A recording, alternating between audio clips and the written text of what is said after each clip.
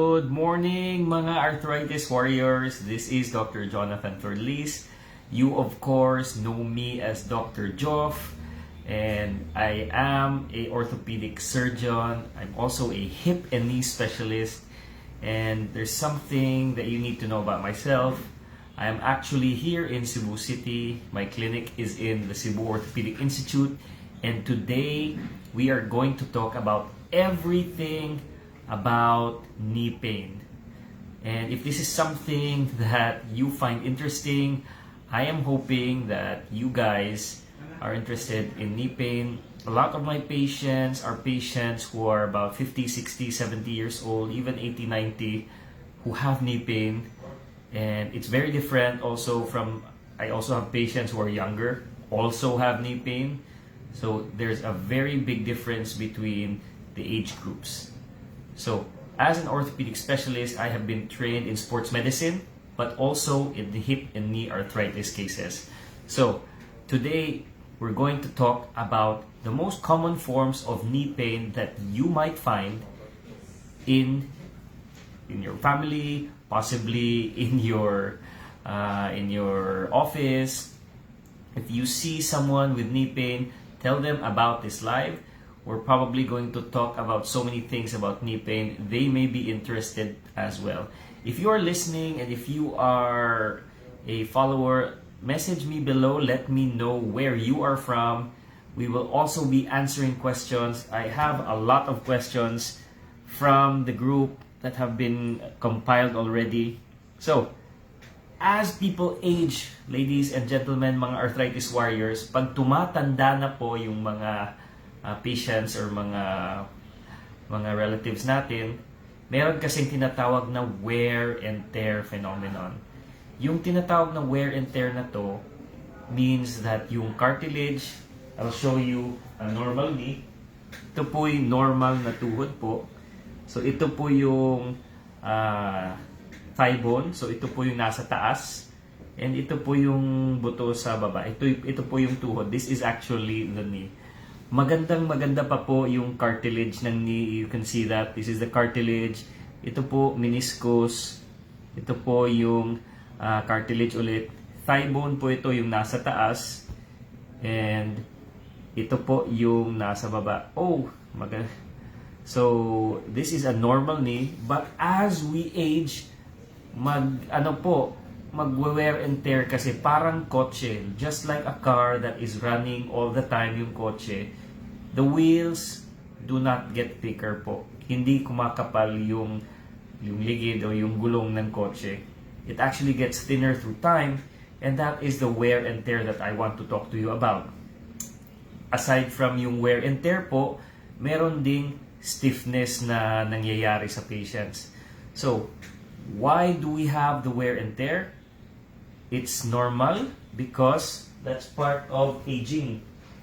But some patients will age faster than others. Yung tinatawag nating wear and tear arthritis, dahan-dahan yung tuhod meron ng damage dito po. So yung cartilage can have damage. It's possible because of an injury, but it's also possible na dahil yan sa arthritis. Pag sumasakit na yung tuhod natin dito, pag tumatanda, it's not always arthritis. It's not always arthritis. It can also be an injury po. Kaya baka akala nyo lahat ng matanda arthritis. That is not true.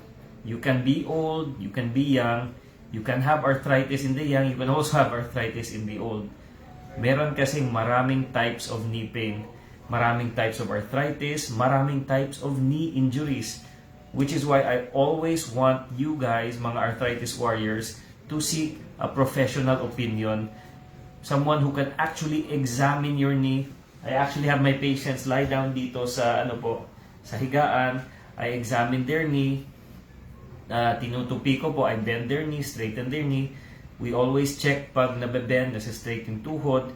And we have to feel kung saan banda yung pain. Where is the pain? Asa ang sakit? Front of the knee po ba? If it's front of the knee, most likely po, masakit po yung tinatawag na kneecap po natin. Ito po yung kneecap, tuway-tuway. It is something very common. If you feel na nagkiklik yung knee. Sometimes the clicking is painful or sometimes the clicking is totally painless po. So this is usually caused by the kneecap. Yung kneecap is the one in front po ng tuhod. Very common cause of pain in the front of the knee po. So if you have pain in the front of the knee, it's very possible na ito po yung kneecap. Is it arthritis agad? Not necessarily po. Again, I want you to seek a professional opinion from your doctor to confirm if it is osteoarthritis. We really do need special tests. Aside from the best test, which is an actual physical examination po, like I said, I have the patients lie down, I check their knee, I actually feel their knee. The next best test is actually yung X-ray. So yung X-ray is the next best test that can tell us if the patient has arthritic or arthritis sa tuhod po, or baka lang yung patient may injury sa kneecap. Other patients can have injuries in the kneecap. You can have fractures or dislocations, especially if natumba. Tapos napaluhod po yung tuhod. That can cause a fracture in the kneecap. Tapos I've had patients who have fractured the kneecaps. Not everyone requires surgery, of course. It really depends on how the injury is. The injury has a personality kasi may injury na masama, may injury na hindi masyadong masama. So it really depends on the personality of the injury or the fracture. It's not always bone. It's sometimes just cartilage. Pag sinasabing cartilage, pinapakita ko po sa inyo yung blue part ng tuhod, may konting gasgas. That can be an injury. That can also be part of arthritis. How do we know? By examining it and getting an X-ray, we usually know if it is a type of arthritis. So I hope that helps. Kneecap pain is pain in the front of the knee. So as we age ulit, I shared with you that there is stiffness, there's also wear and tear. So from a normal knee na may gasgas, these over time can have more damage to the point na yung arthritis or osteoarthritis or wear and tear arthritis is really severe. Makikita niyo po yung difference po dito sa tuhod po na meron na po siyang osteophytes yung tawag namin, para siyang horns, no, parang may sungay yung yung tuhod. Hindi na siya smooth like this knee. Compare it here. Even the side view po, meron ng mga sungay sa tuhod. And this can again cause more pain. So yung cycle ng osteoarthritis, the knee becomes more painful, more damage, tapos nagkakaroon ng bony prominence po. Yung bony prominence, parang may additional bone na tumutubo, and these are going to cause you pain. Aside from that, the stiffness that the patients have cause more pain and more swelling. Pag stiff yung joint, usually stiff din po yung ligaments, yung muscles. Ano ba yung ligaments? Yung mga kasi sa Pilipino, lahat ugat. Ugat can mean ligament, tendon, arteries, veins, or nerves. But when we have ligaments, you can have a ligament injury even if you have arthritis.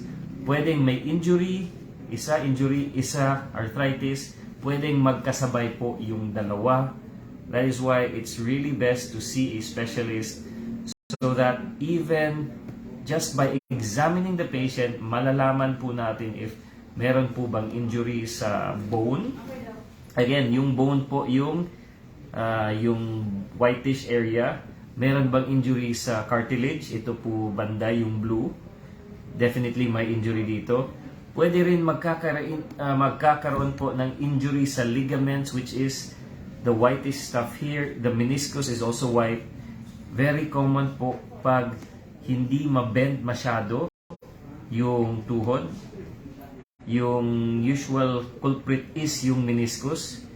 If you are unable to bend the knee, hindi ma-bend or sometimes hindi ma-straight, only sometimes, hindi naman all the time, hindi ma-bend at hindi ma-straight yung knee, tapos yung x-ray ay normal, I have to examine the patient again dito sa kama. Chine-check ko yung special test namin na malalaman ko po if meron talagang injury sa meniscus. Nako-confirm naman yan sa mga tests like MRIs, but medyo mahal kasi. So, si Marie Chris Pangatungan wants to join you on video. Oh, good morning po. I don't know Marie Chris, but she wants to join. First time ko po good warriors. Best. Where are you from? Would really like to know kung saan po kayo galing. Some are from Cebu, some are from Negros po, asking questions last night. Some are going as far as Aklan and even in Luzon po, no? So we talked about pain in the front of the knee. Now we're talking about yung hindi matupi or hindi ma-bend fully yung knee. Usually, yung pain is nasa lukon-lukon or back of the knee po yung pain. So when you have the back of the knee po, you have also a possibility of having a meniscus injury po. Tapos yung meniscus, ito po yung meniscus, yung nasa gitna. Again, not everyone has arthritis. Pwedeng arthritis or an injury. Pwede din po na magkasabay yung dalawa, arthritis and an injury. Frequently, na nai-injure po yung meniscus dahil nakikita niyo po, pag severe na yung arthritis, nagnadaraw kasi yung joint space.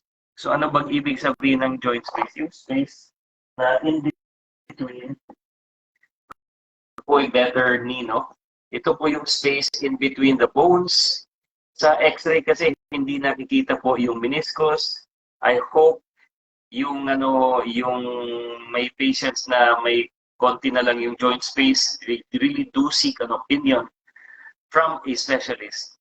Alam ko po na a lot of the Filipinos takot sa doktor, mahal yung doktor, ayaw magantay.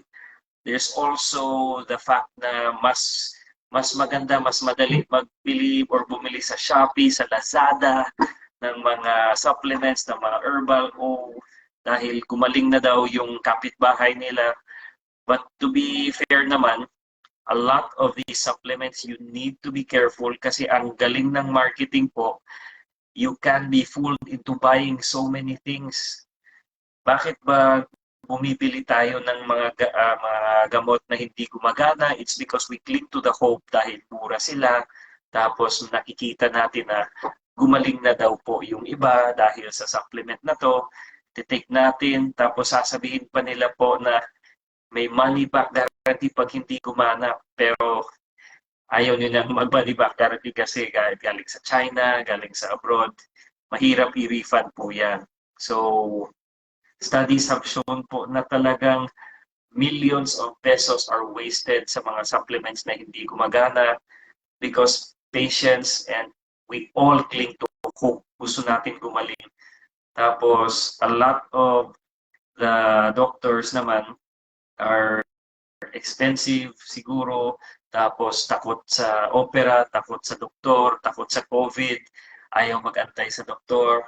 So many reasons na ayaw ninyong pumunta sa doctor, but in reality po, we only care naman po for the best, for our patients, best interest. Gusto natin na gumaling po kayo. The fact is, meron kasing wear and tear na disease na yung gulong ng kotse hindi kumakapal. Ganon yung ina-explain ko po sa mga patients ko po na sometimes when you have your knees na wala ng cartilage, parang gulong na yan ng kotse na wala ng rubber po. Sobrang sakit ng mga patients. I actually have patients just the other day, umiiyak na sila, nagsasalita sa akin kasi very emotional na yung mga pasyente pag sobrang tagal na yung knee pain nila. They're actually crying, hindi nila alam kung bakit. Hindi nila makontrol yung sarili nila. They have tried everything na, and for these patients who think they have tried everything, usually naman po, ina-explain ko na meron actually gamot na pwede niyong gawin as maintenance. And These are the things I share with my patients. Sometimes na wala silang hope, pero yun pala, I examine them. When I examine these patients, tapos nakikita ko na may ligament injury po sila, hindi naman lahat ng ligament injury po is need ng surgery. There are actually ligaments sa side ng tuhod, kaya nito. These ligaments, the MCL and the LCL ligaments, usually they can be treated conservatively. Meron po tayong mga knee braces po. Yung knee braces, meron silang mga metal sa gilid. I have patients wear this temporarily for about 2 months hanggat gumaling yung tuhod nila. Again, not every patient is the same. I'm just showing and sharing with you na hindi lahat ng patients kailangan ng surgery. Hindi nyo kailangan matakot sa doktor at mas makakatipid po kayo if pumunta kayo sa doktor agad instead of wasting money on those supplements po. Ang dami ko nang ni-review ng mga supplements na ini-expose ko po na hindi sila approved ni Willie Ong or kung sino mang doktor. Ginagamit lang nila po yung mga pangalan ng iba't ibang doktor just so that they can sell this. Good morning po from Cebu City, Merry Chris, and si Sir Joel from Cagayan de Oro. Good morning po sa inyo from Cagayan de Oro. And those who are listening, message me. Let me know where you are from. Nakadiscuss na po tayo ng osteoarthritis, which is yung wear and tear po. Osteoarthritis, meron po tayong mga supplements, totoo, na gumagana. Pero meron ding supplements na hindi po may epekto sa arthritis. Meron ding gamot na safe, meron ding gamot na hindi masyadong safe na nakakasira sa kidney at saka sa tiyan po. So I want you to be very careful in self-medicating kasi alam ko po mura yung mga gamot pero nakakabutas ng tiyan, yung some medications, yung iba naman nakakasira ng kidney po. So going back, ano pa ba yung mga other causes ng knee pain? We talked about pain sa harap ng tuhod. Ito po yung kneecap pain or patellofemoral pain, pain in the front of the knee. If you think that your pain is nasa harap ng tuhod, tapos your kicking is painful, nagbebend ko ng tuhod, pero kay kicking na painful or painless, that is usually a sign of a muscle tightness or muscle imbalance. Not always arthritis, but to prove po na merong arthritis, we really need to confirm using x-rays. Kasi lalo na pag mga bata, not very common yung wear and tear pag bata pa unless may damage na yung joint from a previous injury. Aside from yung pain sa front of the knee, we also talk about yung sakit sa likod ng tuhod, sa lukon-lukon na tinatawag lukon-lukunan. Pag may sakit sa lukon-lukon tapos hirap po mag-bend, sometimes it is an injury to the meniscus. Yun po yung nasa blue part ng knee model na to, itong blue, yan po yung meniscus. Bakit masakit pag natupi? Nakita nyo, pag naka-straight po yung tuhod, malaki yung space, pero pag nakatupi, nagbe-bend tayo, yung space will go smaller. Tapos pag may tear or may punit po, it actually causes more pain.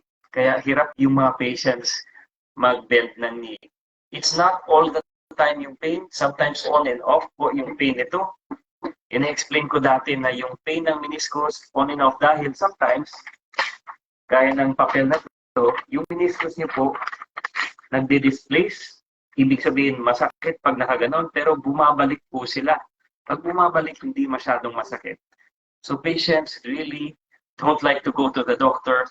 Punta muna sa albularyo or sa hilot, tapos hinihilot-hilot, hinihimas-himas yung tuhod.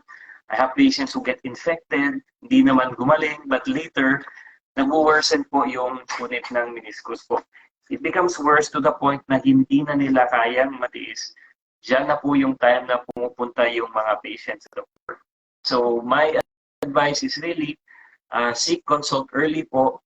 Tapos, if you have a knee specialist in your area, seek a advice from a friendly hip or knee specialist pag may problema po kayo. We have of course, other causes ng knee pain po. Explain ko kanina yung mga ligaments po. Pag pinipisil niyo po dito sa inner side ng knee, merong malaking ligament dyan. And this is not usually arthritis. Ligaments that are injured can sometimes be treated with yung braces po. Braces na may metal sa gilid. That is something that you can get online that might actually work if yun po yung pain nyo. Pain in the side sa knee na pupunta dito sa baba. The other day, may patient ako, paika-ika na siya galing Bohol. So, we have patients from Bohol. I have to respect her na nagpunta talaga siya ng Cebu because she was really in pain. She was offered already yung tinatawag na knee replacement, no? Dahil sobra na yung arthritis niya. And I'm not saying na it's going to cure your knee, yung mga knee braces, but it can help and make your pain less.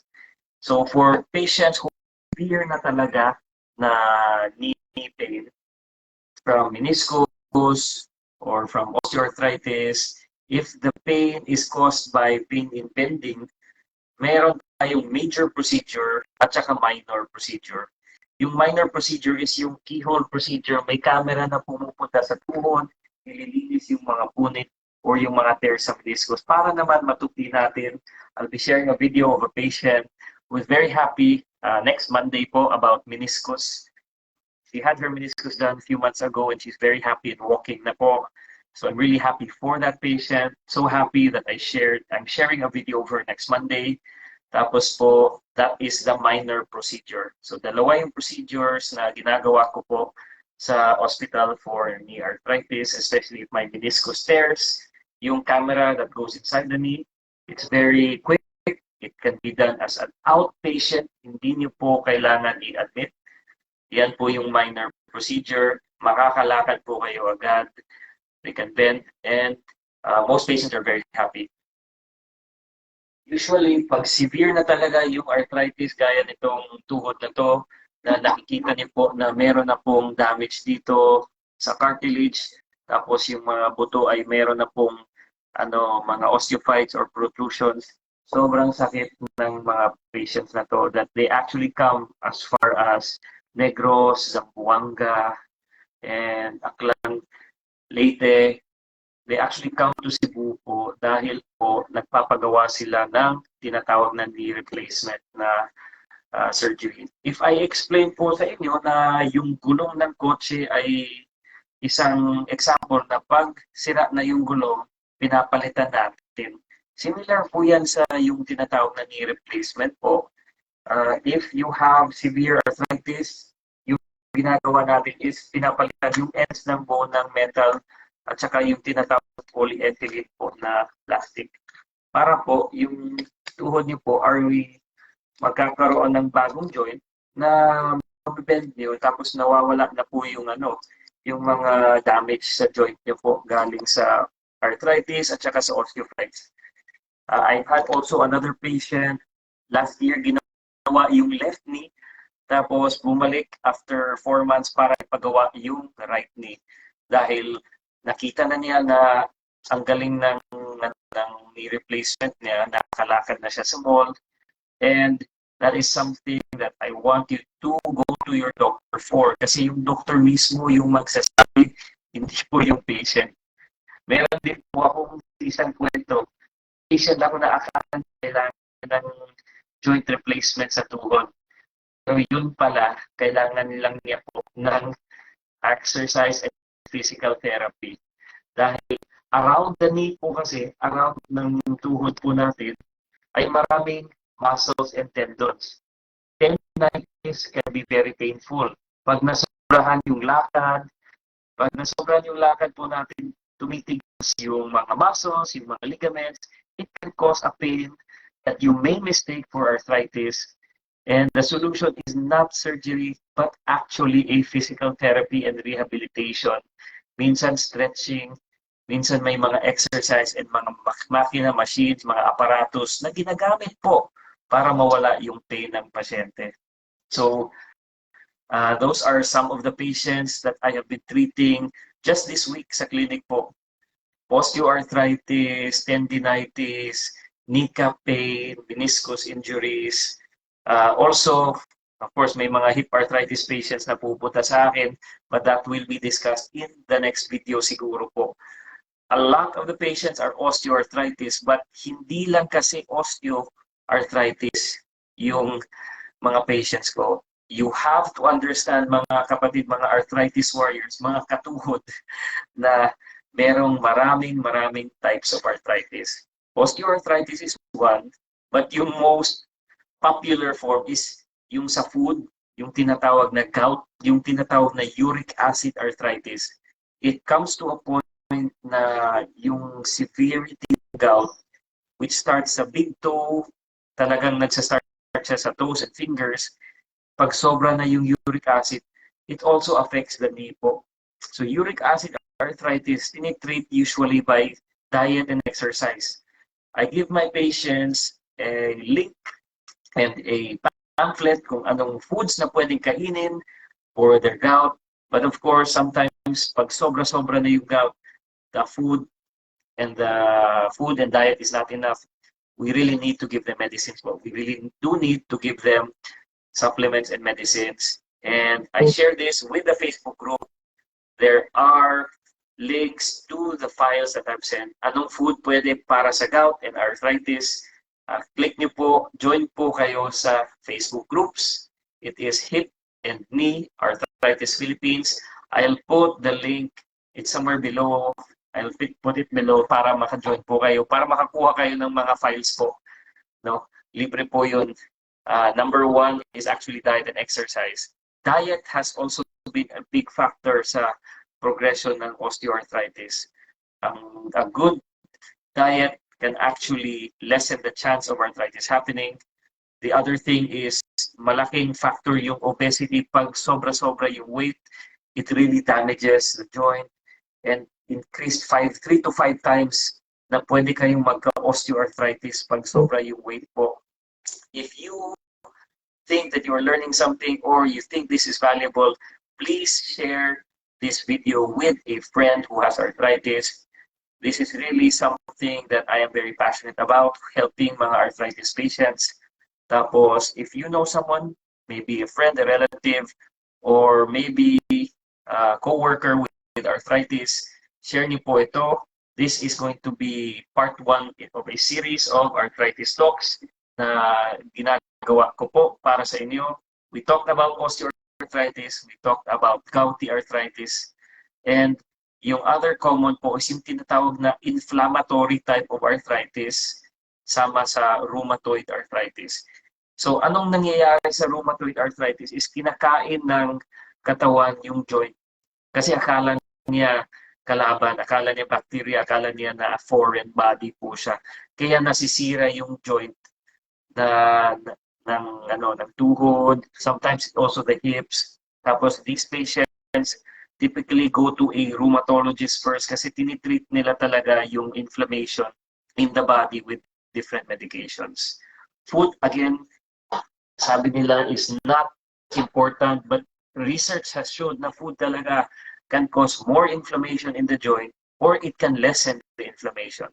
So if you have rheumatoid arthritis, go to the Facebook groups, Hip and Knee Arthritis Philippines, check out some of the foods that I put there.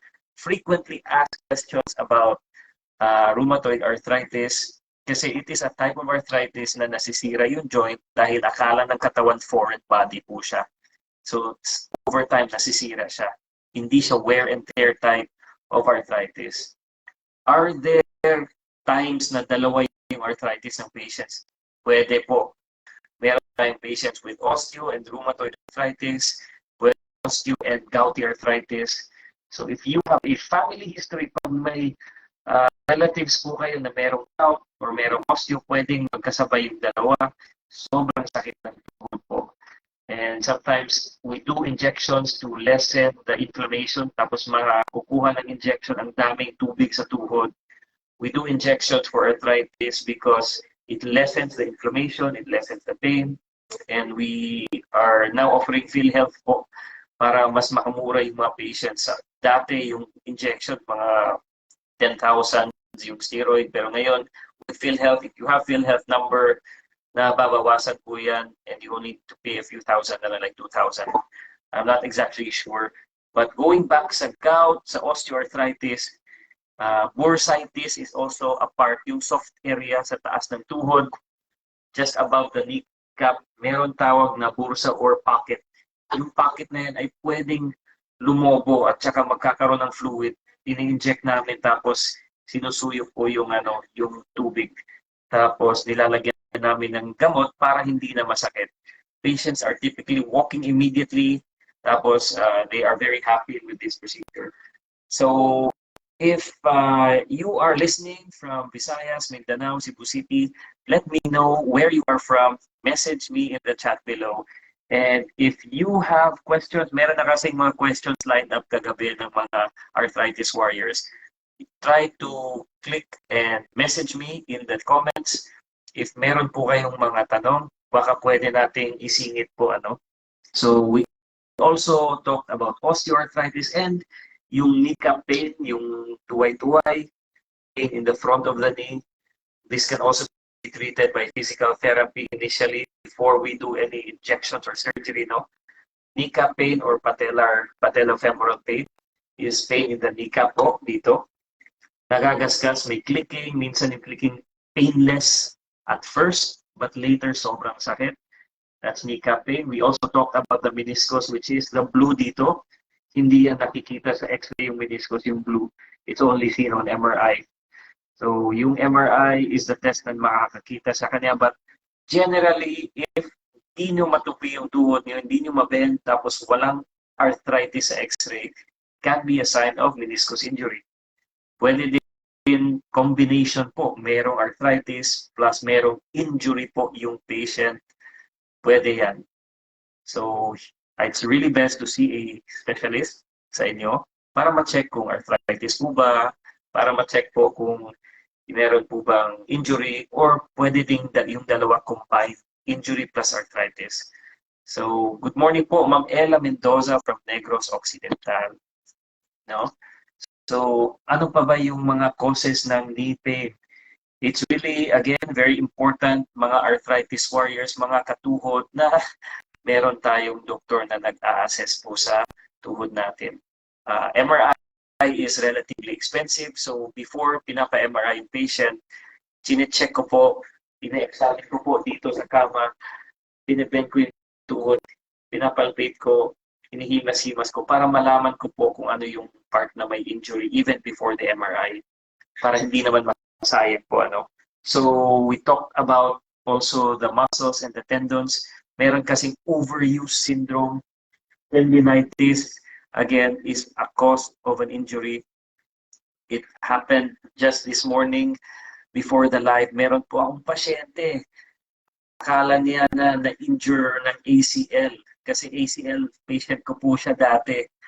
2 years ago, I think. Tapos, he thinks na he re-injured the other knee ng ACL sa basketball. Tapos, sobrang sakit. Ang weird daw kasi pag naglalaro na siya, minsan nawawala na yung sakit pag naglalaro na siya ng basketball. And we all know that the Filipinos love basketball. Pero itong patient na to, coach din po kasi siya sa basketball. So he really likes to play and teaches kids. During yung basketball game, parang nawawala yung pain. Pero pag stop na po, sobrang sakit. Ine-explain ko po na okay, parang alam ko na yung problema niyo po. Hindi po yan ACL injury. So, pinapahiga ko siya dito, in-examine ko, pinapastraight ko po yung tuhod niya. Sobrang sakit para lang ma-straight yung tuhod. Dahil po, sobrang tight ng muscles niya. And yung tight muscles can cause injury, yung tinatawag na tendinitis and muscle strain. That is treated not by surgery, but by physical therapy and rehabilitation po. Kailangan niya ng stretching. Yung muscles need to be strong, but also need to be flexible and pliable po. Yung parang bata na very, very relaxed po. So, pag tumatanda tayo, muscle stiffen kasi hindi tayo nagsistretching. It's something that we need to maintain. So, yung pasyente na yun, nakala ACL, tendinitis and hamstring injury po, Hindi po siya arthritis, hindi po siya kailangan ng surgery. Kailangan lang niya po na ma-examine ng doktor tapos ma-therapy. Of course, binigyan ko po ng mga gamot, and we also talked kanina about medications for arthritis. There are maintenance medications that can be given for the different types of arthritis. Para sa gout, iba. Para sa osteoarthritis, iba din po. Tapos, we would like to make sure na tama yung tinitake niyo po. Dahil I have had patients sa ICU na po dahil dumudugo yung tiyan, tapos yung kidneys nasira na po sa mga gamot. We don't want that to happen sa inyo mga katuhod, mga arthritis warriors. We want you to be strong later in life, enjoying life pa rin at even high age. So, if you have questions, meron na tayong naka-line up na questions kagabi, but if you have questions about knee pain, anything about knee pain, message me or comment below para ma-try natin isagot yung mga tanong niyo po. We have talked about osteoarthritis, tendinitis, we talked about gouty arthritis and rheumatoid arthritis po. We also talked about kneecap pain, pain sa front ng tuhod. We also talked about pain sa side ng tuhod, ligaments. We also talked about the pain sa back ng knee, which is yung mga loko-loko na pain or meniscus pain. So if you have questions, I hope to include them below. We're going to try to answer some of the questions sent last night sa mga arthritis warriors natin. And ano ba bang mga questions ng mga arthritis warriors? We have si Ma'am Rose. So Ma'am Rose, good morning po. We're answering the question of Ma'am Rose. Good morning. Asa ka na lugar, Doc? So again, I'm Dr. Joff. I'm here at the Cebu Orthopedic Institute Monday to Friday, and that is except Wednesdays. Monday to Friday, 10 a.m. to 3 p.m. Ma'am Rose, ano po yung problem, Ma'am Rose? Problema ko ako tuhod, di na mapiko. 70 years old na ako. Ngot-ngot kaayo, mura og gitusok-tusok og banhod. Kung mubarog ko, muhubag siya. Okay. So she's 71 years old. She's 71 years old, ngot-ngot, murag gitusok and banhod. These are signs po of neuropathic pain, not necessarily arthritis. Pag sinasabing tinutusok-tusok, tapos banhod, it can be a sign kasi of diabetes, it can be a sign of nerve injury, or a combination of both arthritis and a diabetes. So, yung advice ko po sa inyo, Ma'am Rose, pwede kasing medical yung issue niyo po. If hindi niyo mapiko yung tuhod niyo, it's also possible that you have arthritis. Tapos yung combination ng arthritis at saka diabetes, posibleng meron po kayo. Nako-confirm po natin to with a physical examination, which I do dito po sa clinic po. And I hope na matulungan kita para makatindog kag usab. Okay, Ma'am Rose says, bugat alsahon kung mutindog ko. So, yeah. It's very also possible pag you have arthritis tapos you have diabetes, you will lose a lot of muscle if you haven't been moving po. So, really important yung exercise even for elderly po. So, question from Ma'am Bell.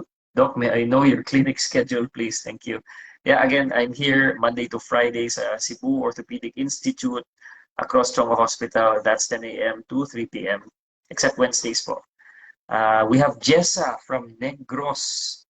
Jessa says, Doc, 13 years ago, napasuyupan ako sa dalawang tuhod.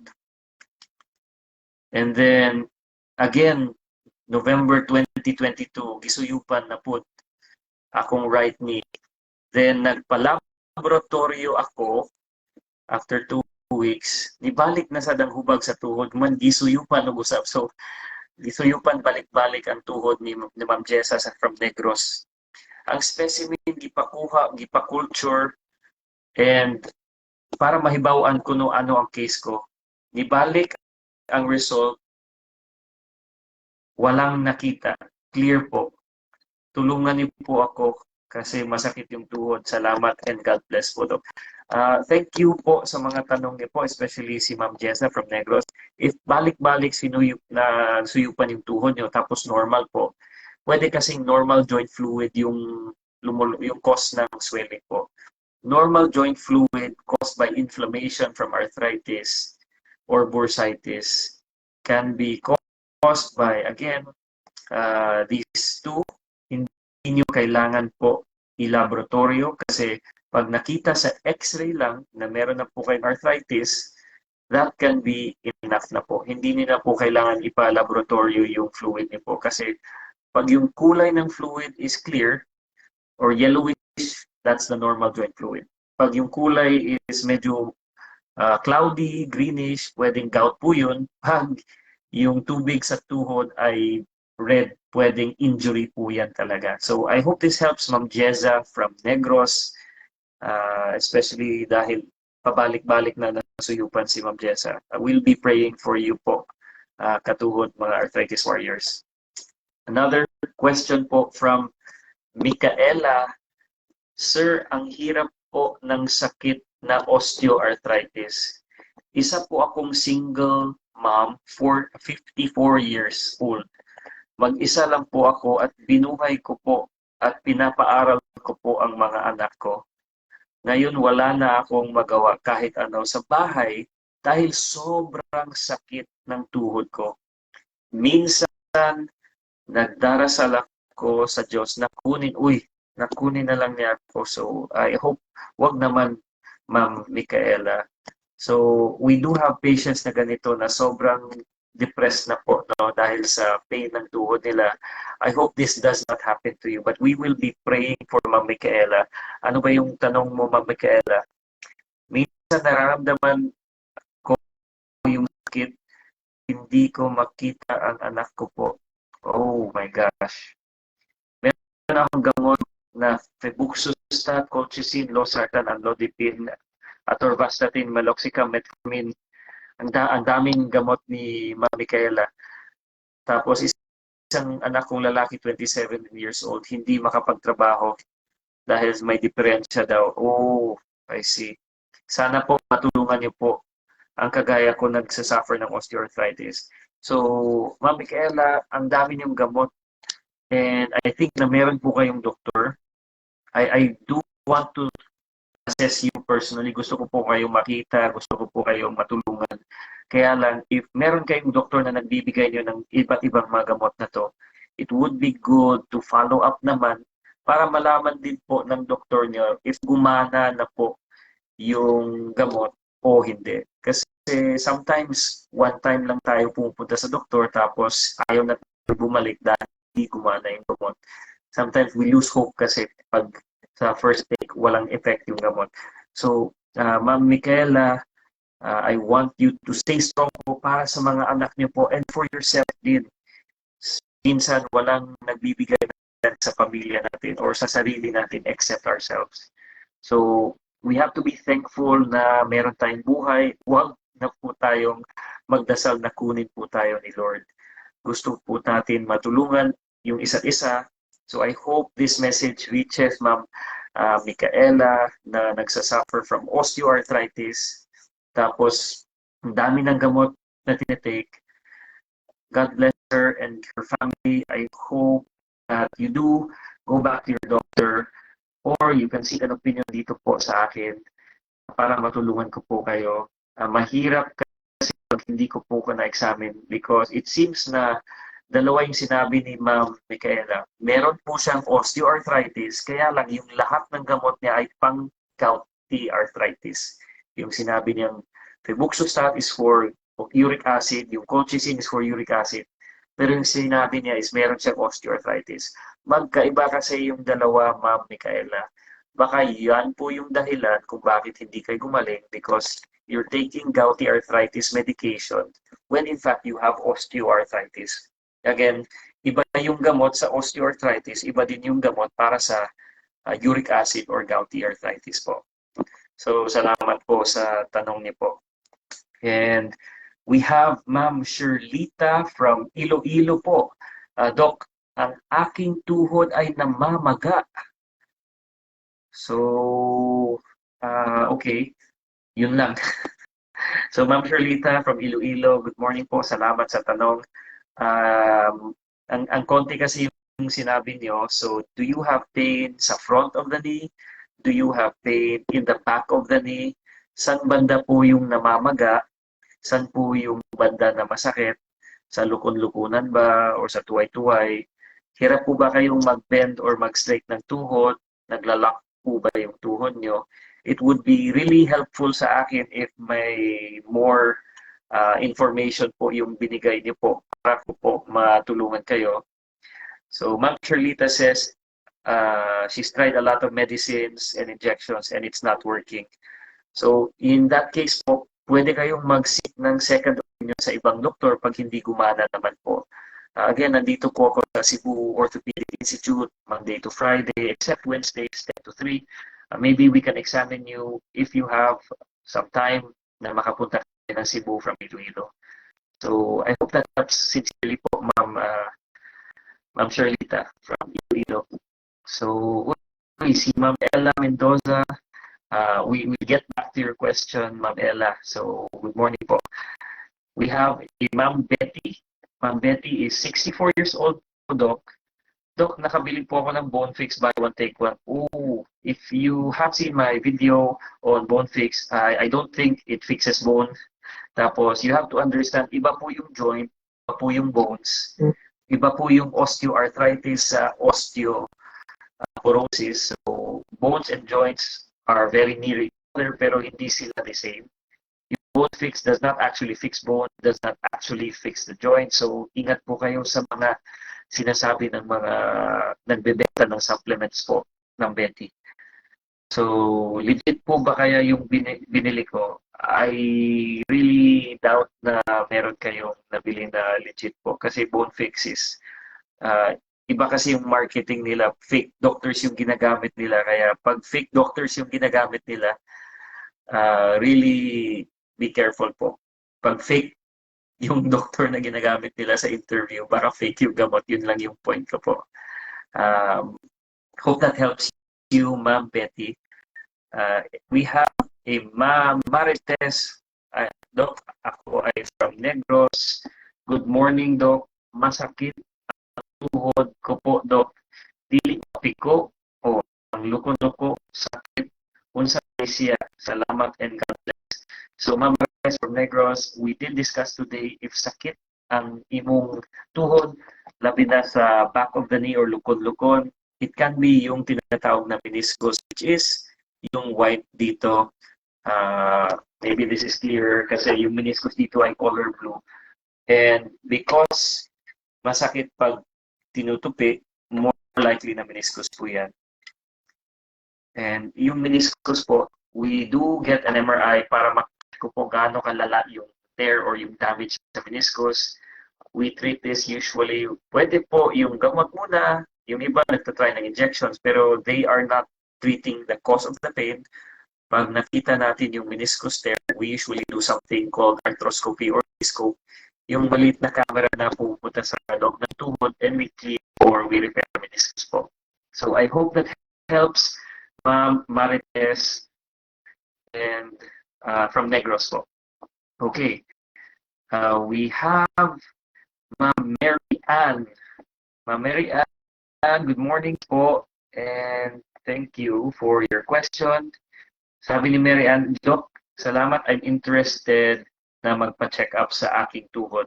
2 months gikan karon mga nagsakit akong tuhod, usahay mawala, usahay na unsa kahani. Hope na makaanha ko sa clinic, but magtigom sa ako, Doc.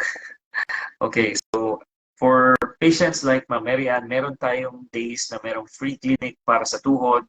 Last January, we had a free clinic. Last December, we also had a free clinic.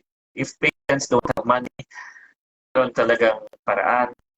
But also, if you do think that you're wasting money on mga supplements like Bone Fix, mas advice ko po is instead of buying the supplements, you can come to the clinic and use your money on a doctor's fee po. Para lang malaman natin, instead of buying yung gamot na hindi pala gumana, kailangan kasi natin malaman first kung ano yung problem niyo po before natin i-treat. So, kay Ma'am Maryhan, if 2 months na po nagsakit yung tuhod niyo po, tapos sometimes meron, sometimes wala, it can be very well caused by tendons or muscles or even imbalance tightness ng knee po. Really good to get an opinion with any specialist para po malaman natin before tayo uminom ng gamot. Kasi again, you may be wasting your money sa mga iba't ibang gamot po. Last few minutes, we'll go to the questions dito sa live natin. Si Ma'am Ele Mendoza watching from Negros. Ang sabi ni Ma'am Ele is meron siyang metastasis, ano? Sabi dito. Wala yung yung question ni Ma'am Ele. She has metastasis and bone pain. Di makalakaw, may naipit daw na ugat sa spine bone. Possible pa ako makalakaw balik, Doc. Okay, so if you have a spine metastasis, ibig sabihin yung cancer has spread to the bone. Posible na yung cancer is naiipit niya po yung nerves po na the nerves kasi give your body strength. Yun po yung dahilan bakit hindi kayo makalakad.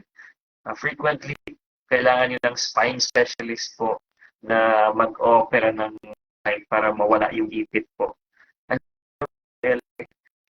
opinion if you are from Negros sa mga spine specialist nyo dyan. If umabot sa point na hindi na kayo makalakad, I really advise na punta kayo agad. Don't waste time po if you still want to walk again. We also have a question from Mr. Ronald. Hi, Doc. Let me ask this. My problem is the implant for ACL. Talk to different orthos and recommended surgery. I have insurance, but the implant is not covered. Can we find ways po? Opo naman. Sir Ronald, join the group ACL Reconstruction Community Cebu. And you can also ask if you have a consultation with the doctors po. Pwede natin kasi ibigay sa mga government institutions like DSWD, PSO. Sometimes provincial government has a PSWDO. Cebu City has something called a chong. Yung mga government institutions can help patients, not just for ACL, but even yung mga patients that need a hip replacement, knee replacement, implants for a fracture. Pwede matulungan natin yung mga patients. That's why I want my patients to come here first para ma-assess natin kung anong implant po yung kailangan nila para matulungan po natin sa gastos. So, totoo naman na most insurances do not cover the implants, but it doesn't mean na walang paraan. I hope this helps you, mga arthritis warriors. We finished 1 hour of knee pain live. We will do a part 2 next week and hopefully a live on hip pain naman. So, much love and respect. It's already 1 p.m. Meron pa kasi akong online consultation. If you have any questions, may pahabol si Ma'am Ophelia. I will be applying for charity surgery. How about the implant? It costs 200K. Shall I shoulder the payment for the implant? Thanks. So, for Ma'am Ophelia, if you are applying for charity surgery, pwede po natin idaan yung implant sa mga government na institutions, and we can help you do that. If you would like, come to the clinic po para matulungan ko po kayo. And if you have the money for the implant, mas mabilis naman po if you really are wanting the surgery right away. Pwede naman po na bayaran niyo po. Pero a lot of the Filipinos would like to save money, kaya dinadaan po natin sa mga government institutions. And if you have any questions, you can message me dito sa Facebook or come to the clinic and we will assist you personally po. And I hope this helps, mga arthritis warriors. We will do another live next week. I hope you enjoyed this and I hope you share this live with a friend family or co-worker who has knee arthritis or knee pain para po makatulong ka tayo sa isa't isa. Much love and respect. This is Dr. Joff. Bye-bye!